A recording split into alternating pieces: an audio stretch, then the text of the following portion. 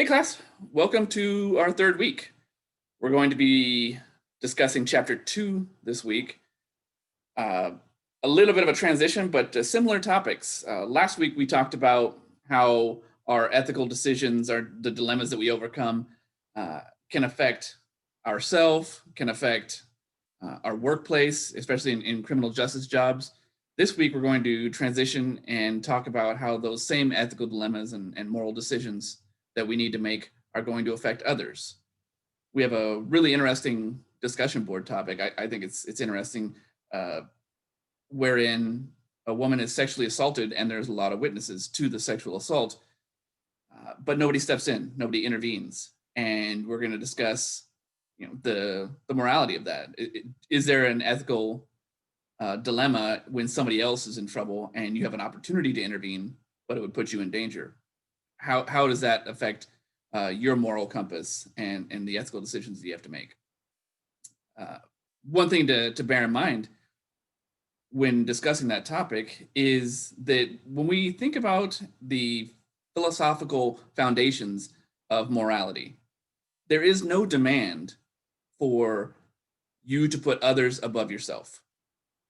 While it's a great thing to do, and I don't think anybody would discourage it, purely speaking about the philosophical foundations, nothing was ever put in place that required it.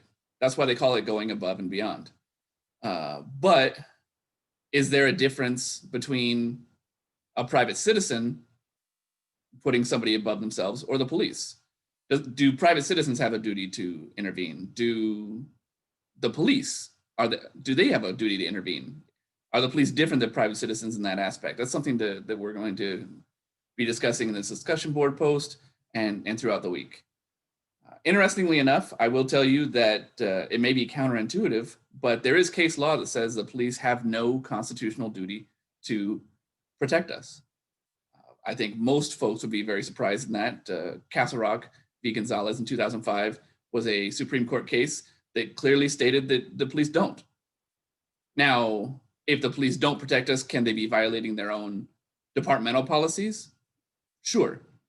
There can be discipline for dereliction of duty or neglect of duty, things like that are allegations of misconduct in a workplace, in a police agency.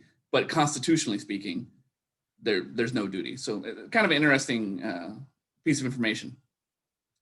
Just remember that when you make your decisions, when you're solving these ethical dilemmas, you need to keep others in mind. That's what's required when we talk about those philosophies that I spoke of recently, or a couple minutes ago. The thing to keep in mind is that while you're not required to step in, intervene, put others above yourself,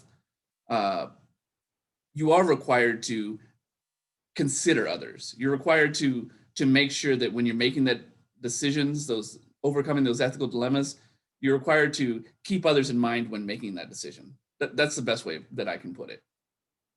Because when we talk about the victims of our decisions, or our lack of action, our lack of action, the victims, it's always easier to make an unethical decision when the victim is unseen.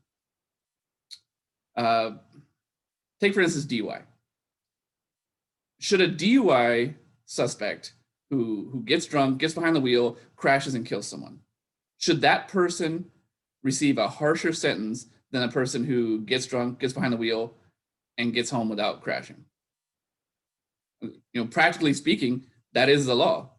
It's usually a misdemeanor for somebody to get arrested for DUI when they don't crash. If they do crash and they kill somebody, it's a felony.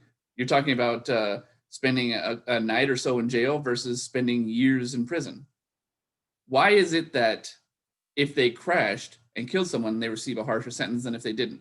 Did that person who got drunk and got behind the wheel, did they do anything more unethical by accidentally crashing after that? Were they more immoral or less moral, depending on how you want to say it? Was that person less moral after getting drunk when they hit someone versus when they didn't? Were there any more decisions that were made? No, it was the same action. Just the action resulted in more severe consequences. So the unseen or unknown victim of the person who who got home safely results in an easier decision. Another topic where this comes up is prostitution.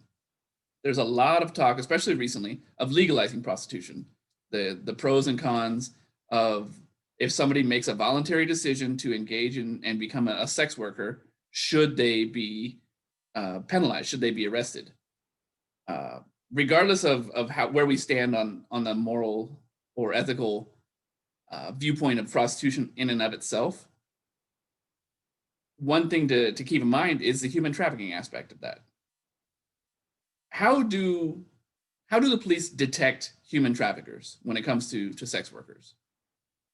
If you're not familiar, one of the primary ways is for the sex worker to be detected, placed under arrest, and is eventually that person will testify against the person who's been trafficking them.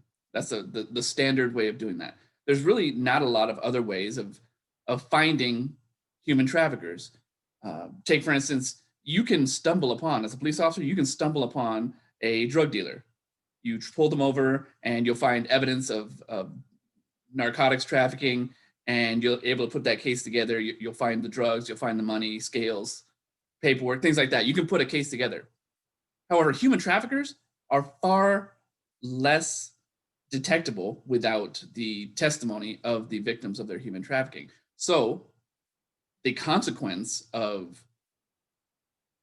legalizing prostitution is, how are the officers going to detect the traffickers?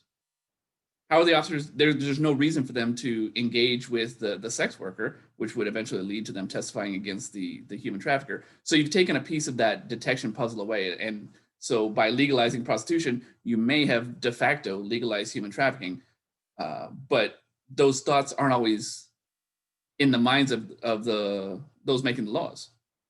You do want to protect the sex worker, you do want to protect the vulnerable, but in doing so, you may also be protecting those who prey on the vulnerable.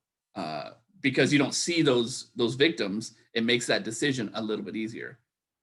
Just a couple examples of how, if you see the victim, if you actually interact with the victim, it makes that decision a lot more difficult than if you don't. I look forward to reading your discussion posts this week. Just bear in mind that they are due Monday night. If you don't submit by Monday night, there's a 10% penalty. So please have everything uploaded into Blackboard by Monday night. That'll give your classmates a chance to respond, and we can have a rich conversation about this topic. I'm really looking forward to seeing what you guys have to say about that. All right, we'll talk to you soon.